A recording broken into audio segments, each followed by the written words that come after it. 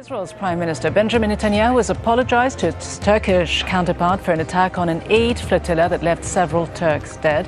In fact, 9 Turks were killed. The Mavi Marmara aid ship, which was part of a flotilla heading towards the Gaza Strip, was raided by Israeli commandos in international waters in May of 2010.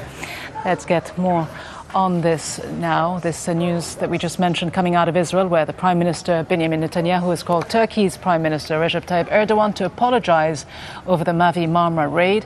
Anita McNaught is with us on the phone.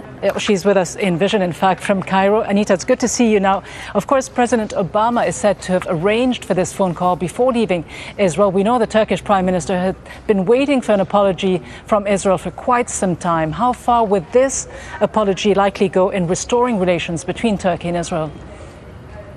Well, as far as we can make out from the statements coming from the Turkish Prime Minister, the apology by the Israelis has been completely accepted, in part because the Israelis have given Turkey almost everything it wanted.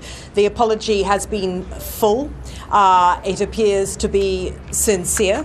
It talks about operational errors, which is what Turkey always said had happened, and it offers compensation to the families. About the only Turkish condition that the Israelis don't seem to have met at this point is a lifting of the siege of Gaza, the sea siege of Gaza that the Mavi Marmara, as part of that flotilla, went to try and break. But this is an extraordinary event and a completely unexpected one. Although if you look at the kind of trip that President Obama has been making in the region, you would see why he wanted to break this deadlock. This has been an enormously damaging schism between these two countries. Both countries have paid a price for it.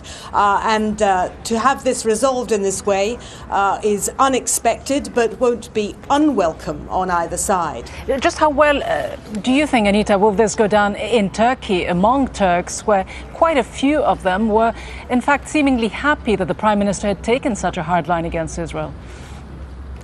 Well, Prime Minister Erdogan has earned plaudits all the way through for a very tough stance against Israel. But the realpolitik of this has played out slightly differently, because Turkey's defense industry, Turkey's military, and Israel's defense industry and military have always had an extremely close relationship. It's one that's benefited both sides. The Israelis have provided the high technology the Turks couldn't produce themselves. The Turks have been able to pay for the Israeli kit.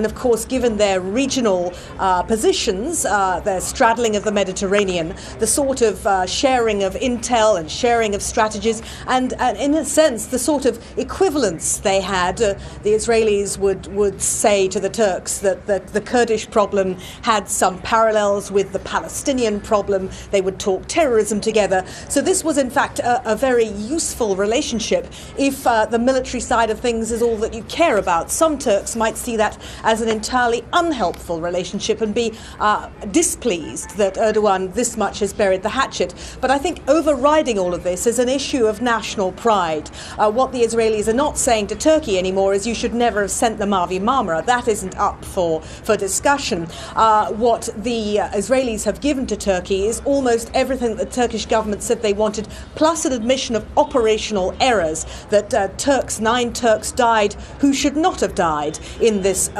very, very violent and aggressive Israeli commando raid on the ship. So many Turks, many more Turks, I think today will be extremely pleased that national pride and acknowledgement of wrongdoing has been restored today.